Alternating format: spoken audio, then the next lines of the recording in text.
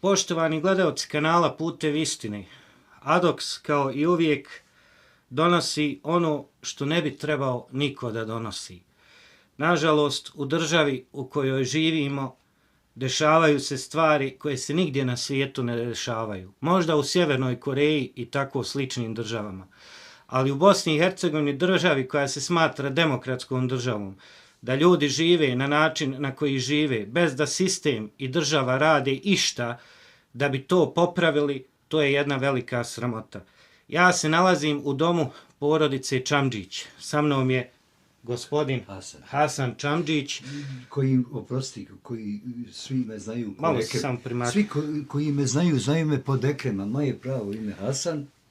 Gospodin Hasan je, ja sam za gospodina Hasana vidio sam prilog o njemu na Hayat televiziji, međutim porodicu ja poznajem od prije. Moj brat je išao sa sinom i kćerkom u razred zajedno. Njih je Hayat snimao prije koliko godina? Prije 7 godina. Prije 7 godina. Ja sam prije 3 mjeseca na Hayatu vidio taj video iz barake. Vi ste bili u Kuli, u baraci. Međutim, ja kad sam vas kontaktirao, vi ste meni rekli da vi već godinama ne živite gore, tako da i meni se upalio alarm da je u pitanju neka prevara. Prvo da vas pitam, kako ste, kako je supruga i kako su djeca, i onda da mi kažete vezano za tu... Malo samo primaknite ovdje. Ovako što se tiče zdravlja, ja sam čovjek koji je, nažalost, bio u nesretnom ratu. Razbolio sam se, otišlo mi je, dobio sam infarkt toka, izgubio sam lijevo oko. Aorta mi je 4,5 centa. Kad se to desilo? Tu se desilo 2015. godine. Dobro. Znači vi ste demobilisani borac. Jeste, da. Aorta mi je odšla. Kičma mi je odšla. Nesretnim slučajem dobili smo od opštine ovu jednu ovdje sobu nas 4 odrasli. Nakon te barake, znači vi ste dobili ovu garsonjeru. Ljudi, ja moram reći da se garsonjera nalazi na 16. spratu u zgradi i da u ovom prostoru žive 4 osobe. Jeste. Kćerka imala je epilepsiju, znači evo liječi se 11 godina pod nadzor ljekara koji je trošila lijekove. Bila je umrla, znači konstatovali doktor smrt. Kliničku smrt, 5 do 6 minuta je bila, znači već mrtva, kako se kaže. Jel? Zbog čega? Imala neki napad?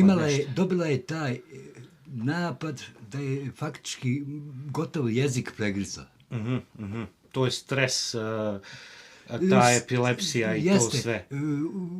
U pitanju tog stresa dobila je gore gdje smo živjeli u toj neadekvatnoj toj baraci, gdje niko nije radio u to vrijeme, nije imala suprugu penziju, niti sam ja radio, niti su oni radili. Čime se bavite vi sad? Vi radite na dnevnicu, jel? Ne radim na dnevnicu, ne mogu više ni da radim fizički ni psihički. Izađem malo pred Crvenu Jabuku, prodajem igračke, svijet mi ovako donese mi, ima dobrog svijeta koji mi ovako donese, njemu ne treba, meni uhar, ja prodam koliko toliko. Danas Marko 2-3 kad se zaradi. Koliko ja nisam nikom pokucu, ni gladan, ni žedan, ni daj mi, treba mi para.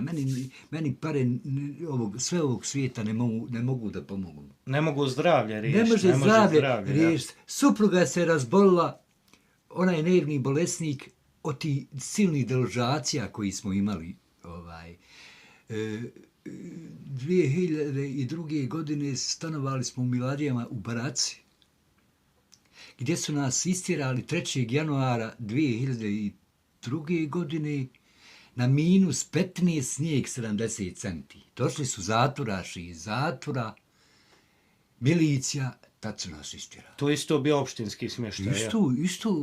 Isto je opštinski smještaj. znači, faktički izbacili su nas na cestu. A reci mi, kad sam te kontaktirao i kad si vidio ovo, šta je Hayat uradio? Šta imaš da kažeš na to? Evo što se tiče Hayat koji je bio prije 7 godina, to je 2018. godine. Došli su nekako, kako su saznali, ja ne znam, nisam ja ni kontaktirao. Dobro, ima ljudi koji pošalju... Jeste, vidjeli su stanje, šta se dešava. Došli su i oni su se zgrozili gdje mi živimo. Da li, kaže, ovo moguće u ovom sistemu? Ja znam gdje ste vi bili, jer ja sam... Ne, oprostite, što su oni tu dali. Kao ovo se gotovo srušilo, ovo, gospođo, vidite nešto. Radi, ko ne radi, niko, kako živi, nije važno kako živim, ja... Evo, pitajte. Ja znam da ste vi bili borac uvijek i kroz život niste tražili ni od koga. Da.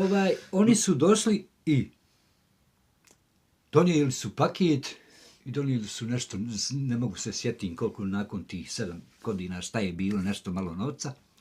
I mi ćemo, kaže, u slučaju kako vam se šta nešto desi gore, da li kuća da izgori, da li da neko umre, mi ćemo, kaže, doći. Oj, Bože. To su tako... U slučaju da se nešto gore desi, oni će doći. Mi ćemo doći. Najgore. Ne mogu da vjerujem. Ja kažem, ja nemam ništa protiv televizije Hayat. Da, ali koji čovjek, koje ljudsko biće može reći u slučaju da vam se desi nešto gore, ja ću doći da vas snimim. Jeste, tako je rečeno. Moje reći, ja istinu govorim i samo živu istinu. I kogod je pokušao da me kontaktira, postoji negdje dobri ljudi koji bi, nije meni u pitanju bile cilj pare da mi donese ili da mi nešto da. Neki smještaj za porodicu da se riješi. Mi smo tražili. Ima li ko na ovom dunjalku kome ne treba? Da li je baraka, da li je stara kućica? Da je meni. Da li ovdje s ovog 16. sprata ja mogu šta da vidim? Ne može. Ne može čerka da u lift da povuče, nema 30 kila. Evo, supruga nevni bolesnik, ne može lift povuče. Da, prikazat ćemo stan da se vidi kako su a što se tiče televizije Hayat, oni imaju svoj moto, ne daju broj telefona oko nekog koju tu porodicu snimaju. Ja ću vas samo prekinuti, ja sam tražio od njih vaš broj telefona. Poslao sam upit zvanično na oficijalnu e-mail adresu. Nisam dobio nikakav upit. Onda sam našao broj mobitela od nekoga iz Hayata, gdje sam mu postavio pitanje zašto je reciklirao stari video snimljen o vama, međutim, ta osoba je me nakon toga blokirala. Ja ne znam šta se dešava, to je čudo. Možda mnogi svijet koji bude pratio ovaj video, reče, ja sam za ono gospodina, za onu porodicu poslao neku donaciju. Ja bih volio, nek se svako ljuti. Ostavit ću broj telefona ako vi dozvolite. Nek pogleda taj narod. Nek pogleda taj narod. Nek me nazove lično da kaže, gospodine Hasane, ja sam vašoj porodici donirao 10 maraka, 50 maraka ili 100 maraka. Hoću da mi u lice kaže, a da mu ja kažem da ja to nisam. Evo ovako ćemo, Hasane, uraditi. Rećete i vi svoj broj, a ja ću ga staviti kad bude video, upisat gore broj i vaše ime i prezime. Recite broj telefona. Broj telefona je 062 450 149. 062 450 149 plus 387 je pozivni za Bosnu i Hercegovinu. U slučaju da neko želi da pomogne porodici Čamdžić, može znači uplatiti Western Unionom bez da označava koji grad, znači Hasan Čamdžić i samo država Bosna i Hercegovina, s tim da broj koji dobijete na Western Unionu možete njemu poslati na Viber i on će sa tim brojem moći otići u banku i podići novac koji mu pošaljete. Još jednom ću napomenuti, ja kao Adoks ne želim nikakav novac da skupljam preko sebe, ne želim da bilo šta šaljete meni, ja sam ovdje došao zato što ja ove ljude smatram prijateljima, zato što je moj brat išao sa njihovom djecom u školu, zato što gospodina Hasana poznajem otprije. Znači ja sam došao radi sebe, ne da skupljam novac ja na svoje ime ili bilo šta, iz tog razloga ostavljam podatke gospodina Hasana i vi možete direktno ako želite pomoći njemu. još jedno pitanje za vas, pa ću onda prijeći sa vašom ćerkom da popričam. Pardon. Koliko možete ostati u ovom stanu? Da li je ovo fiksno? Da li je ovo, na koji način ovo funkcioniše? Evo, reću vam šta je se izdešavalo. Posle ti gore barake, došli su nam u baraku ispred boračke organizacije i rekli su da su nam našli smještaj. Znači, ispred boračke organizacije. Jeste, pošto to pripada boračkoj organizaciji, takvi ti slučajevi. Dobro. I hajte, kaže, da odemo da vidimo. Ja kad sam vidio, oprostite, meni se oduševilo sprem one barake gdje smo mi živjeli. Naravno, gore ste imali pacove, miševe, ruševno bilo od paleta napravljeno. Da. I nama se svidilo. Šta ću ja, suprugi sam pričao, djecirku, ljudi, bolje Ivu nego ono. Dobili smo informaciju da ćemo preživjeti 1 godinu ovdje. Pošto je ovo nije borački stan. Opštinski. Ovo je opštinski stan. Da. Ovo je ja ne znam kojim slučajem da smo mi to nekako, eto, da su nam to dodijelili. I na godinu dana su nam rekli da ćemo biti godinu dana, posle godinu dana će nam naći adekvatan smještaj. Spram naše bolesti, spram visine, evo, i malog prostora, evo, jedna soba. Snimit ćemo da ljudi vide koji budu uplaćivali, eventualno da vide stanje u kojem se nalazi. Vidite, ovdje ovaj regal smo postavili, ovdje je bila harmonika vrata. Morali smo da stavimo ovako da bi tamo Mirzi napravili... Mali, znam kolike su prostorice, zato što sam imao prijatelja koji živi u isto. Da. To je kuhinja, ali morali smo od te kuhinje da napravimo pola da bi mogao on, recimo, tamo da spava. U ovom špajzu ovdje supruga spava, vidit ćete. Ljudi dragi, u 21. vijeku, u vijeku tehnologije, u vijeku kada ljudi voze skupa auta, kada svi mi odemo na ručak, potrošimo 50-100 eura na ručak koji živimo vani, ljudi spavaju u špajzu. Vidit ćete, evo, ja nemam razloga da lažem. Ja opet napominjem. Meni nije cilj pare. Meni je cilj da mi neko, obraćao sam se mnogim institucijama, od predsjednika vladi. U svakom slučaju pare će dobro doći, da se pomogne ako išta kratkotrajno za bilo što je potrebno u kući, ali u slučaju da je moguće da se pomogne nečim većim. Jeste, upravo ste što kaže. Gospodine Hasane, samo malo. Evo ovako, ja moram da ispoštujem svoje prijatelje. Znači, mi smo zajedno sjedili u jednom restoranu, ja i moji prijatelji, i gledali smo vaš video. Ovom prilikom ovako, Edin Muratović iz Graca, on vam je poslao 100 maraka. Hvala lijepo. Gospodin Ado i njegova supruga, vlasnik restorana Bistrik, ljudi koji smo snimali, također je poslao 100 maraka za porodicu Čamđić. Edin Širanović, moj brat, 50 maraka također za vas. Ovo je što se tiče novčanog dijela za vas od mojih prijatelja i od mog brata. Sad ovako, sad ćemo ovako rad. Daj mi taj kofer. Ja se zahvaljujem ovim dobrim ljudima na ovoj donaciji. Nekim bude i sve. Gospodine Hasane, u ovom koferu vam se nalazi odjeća, jakne i ostale stvari od moje supruge i mene. Ja se zahvaljujem vama i vašoj suprugi i vašoj porodici. Ja ću, znači, ovo ćemo, evo, kofer je pun, ovo ćemo istovariti, znači, negdje sa strane, nećemo snimati sve, imate majice, jakne, trenerke, odjeću za djevojku i sve ostalo.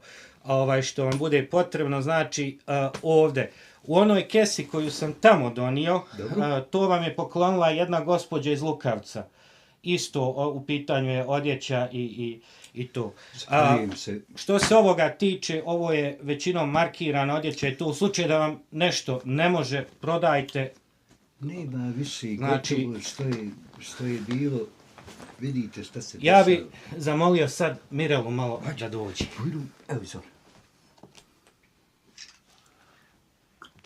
Mirela, kako si? Dobro.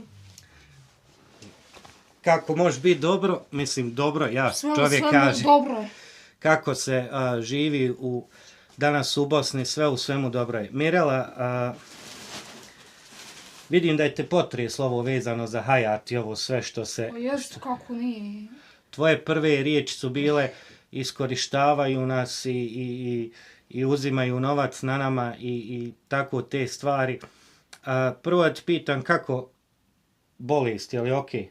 Bolest je pod kontrolom. Prije godinu dana doktorica mi je ukinula tablete. Dobro. Više ne pijem. Ne piješ Dobro tablet. sam. Ne. Tu si sa majkom, jel izlaziš vani? S bratom ako izađem, to i sve. Sa bratom. Znači, nije ono ni lako, ljudi sa 16. sprata, lift je mali, nema ni svjetla, sad gospodin Hasan govori neće ni sjelcu da zamijeni u liftu. Da li ti, kao mlada osoba, kad izađeš vani, imaš iule neki normalan život kao drugi? Da li si kroz život imala stigmu? Znaš šta je stigma? Znači, stigma ti je poniženje, uvrede i tako sve na osnovu svoje bolesti. I da li te ljudi gledaju drugačije? Da li te gledaju kao čovjeka ili te gledaju drugačije kad ti izađeš sa bratom ili... Pa bilo je dosta ljudi, jednostavno nisu htjeli da se druže sa mnom. Ne znam zašto, ne znam. Ne znaš zašto, u pitanju ljudi... Očigledno zbog siromaštva, kako živim, šta ja mogu. Znači ja ljudi, živim, ne u mogu. pitanju je stigma, u pitanju je kad neko slabije živi, oni koji imaju malo više gledaju da toga koji živi slabije ponize, gledaju da ga ružnim riječima ponize i na svaki drugi način. Mirela, imaš kakvih želja ti u životu? Najvažnije mi je zdravlje i da imamo kuću, jer ja sam to htjela od Hayata, htjela. Ja sam rekao, to mi je želja. A oni su rekli, ako vam se nešto desi, mi ćemo doći s njim. Naravno, oni su očekivali, znači, moj najmiliji, kad umre da izovem, šta će mi oni? Da, Oni su mogli pomoći, ali nisu htjeli. to nije neko ko ti pomaže ako će ti tako reći. Ja. Možeš li mi samo dodati moj ruksak?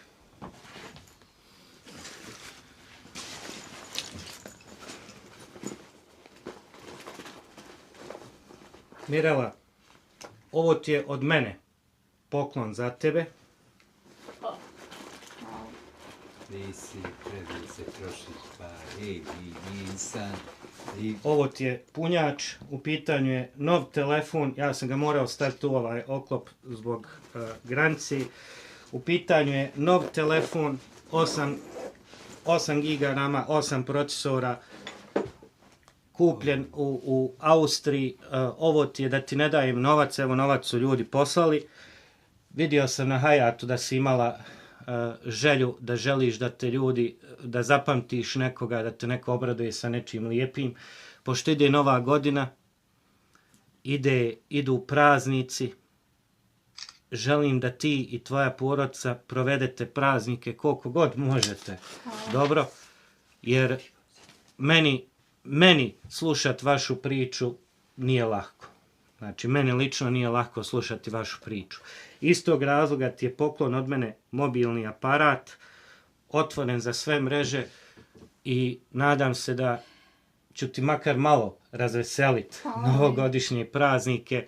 A što se tiče odjeće, tu ima i za brata, i za majku, i za tebe. I to je od mene i moje supruge.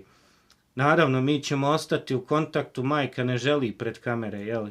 Majka je bolesna, majka ne želi pred kamere. Mi ćemo ostati u kontaktu i dalje. Ako budem išta mogao još učiniti za vas od tamo iz Austrije, ja ću potruditi se da učinim ono što mogu. Znači, još jednom napominjem današnje donatore, Edin Muratović to su sve moji prijatelji, iz Graca, porijeklom iz Živinica, donirao je 100 maraka. Ado i njegova supruga, vlasnici restorana Bistrik, također 100 maraka, 50 maraka moj brat Edin. I ovo ostalo sve, znači odjeća i mobilni aparat su od mene i moje supruge. Ali Hvala puno. Ja znam da vi ne tražite novac, ali još jednom ću ponoviti vaš broj. Recite broj još jednom. 062 450 149. 062 450 149. Ako neko želi da pomogne porodici Čamdžić. Ja ću sad ovaj dio ove priče da prekinem, a onda ću da snimim prostor u kojoj ova porodica živi, pa da ljudi, vi sami se uvjerite koliko osoba živi u jednom prostoru i koliko osoba na koji način boravi danas u 21. vijeku. Mirela, hvala ti Hvala i vama. što si podijelila sa mnom par minuta. Mi ćemo sad prekinuti ovaj dio, pa ćemo na gledalci kanala Putevi istine. Meni je jako teško bilo snimati ovaj video, jer kad vidim da gospođa Čamdžić mora spavati u špajzu, danas u 21. vijeku, ljudi u špajzu ostavljaju ostavu, znači ostavljaju stvari, hranu i sve ostalo, a gospođa Čamdžić mora da u tom špajzu spava. Znači tu je njoj neka mini soba, hajmo tako nazvati, iako se to ne može nazvati sobom, gdje bolesna gospođa Čamdžić provodi svoje dane, znači da bi njena djeca mogla također imati koliko toliko svoje privatnosti, ona svoj život provodi u špajzu. U nastavku imamo jedno staro kupatilo. Gospođa Čamdžić to drži čistim, znači žena bolesna, ona i dalje to održava na način da gleda da očisti to, da to bude sve čisto i uredno. Moram napomenuti da je u pitanju opštinski stan, znači nikakve radove oni ne smiju u ovom stanu da radi.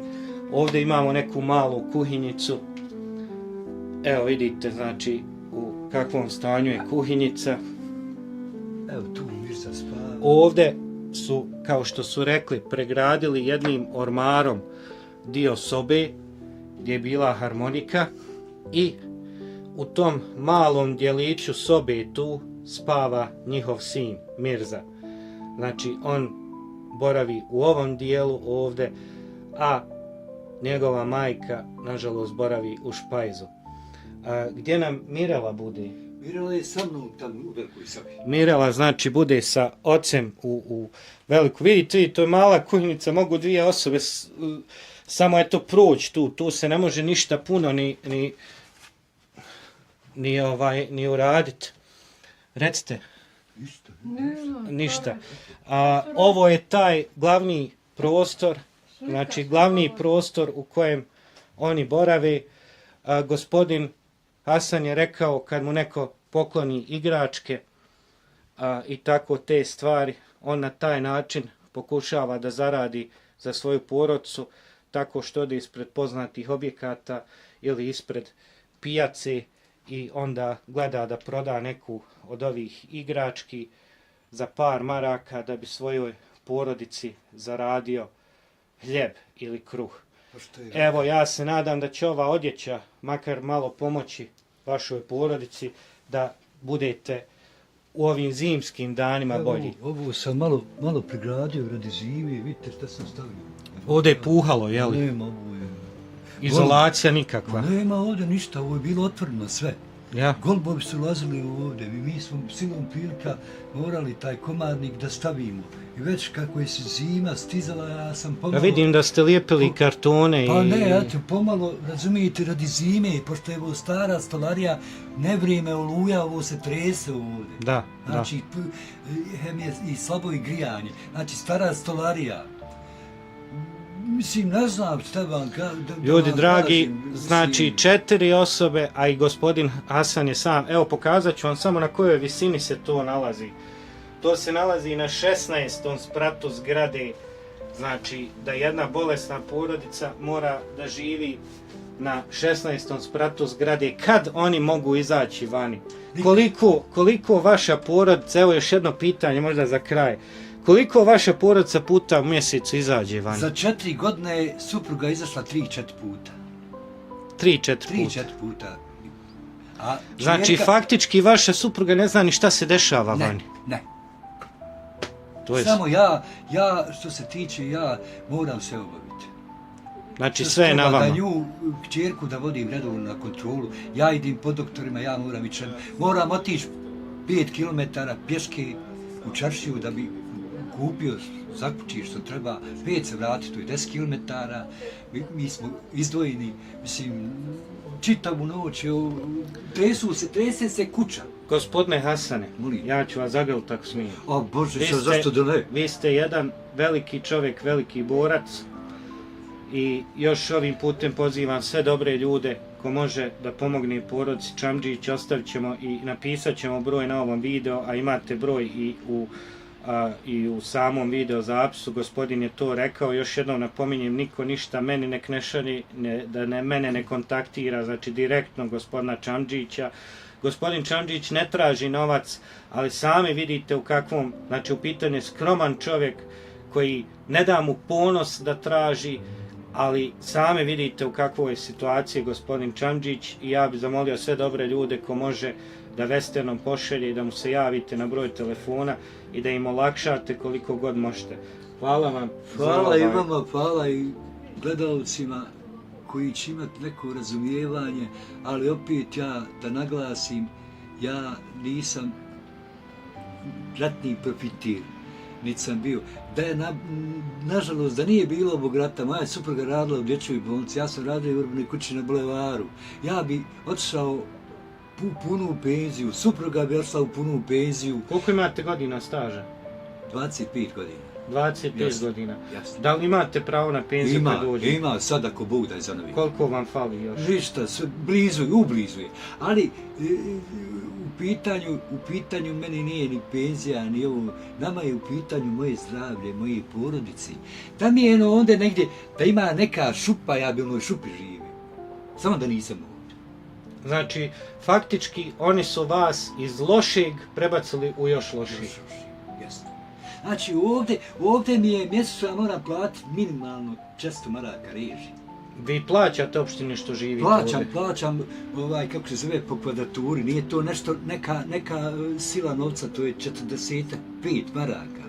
Ali kad se sakupi struja, voda, smeće, lift, sve ove dažbine, skupi se 400 maraka. Razumijem. Šta dalje? Razumijem.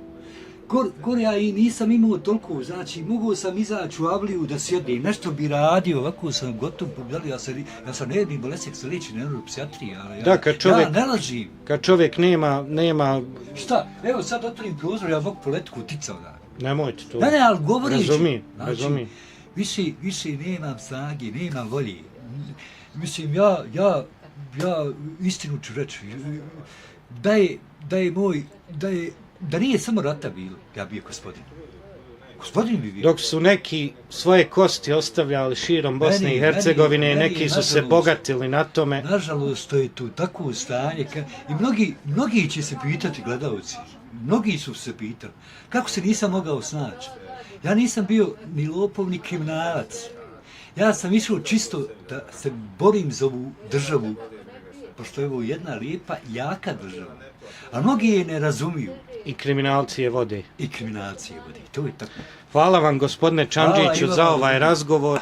To je tako. Ja vam želim puno zdravlja i svako dobro. I vama da budete, da se zahvalite ovim dobrim ljudima, vama, vašoj porodici, što ste našli mogućnost da dođete, da uvjerite se. Ja kažem, niko ko ne vjeruje, bojno vrata su otvorena 24 sata. Uvijek je neko kod kući. Uvijek, znači, supruga, kćerka su u kući, oni ne izlaze iz kući. Razumijem. Hvala puno. Hvala i vama.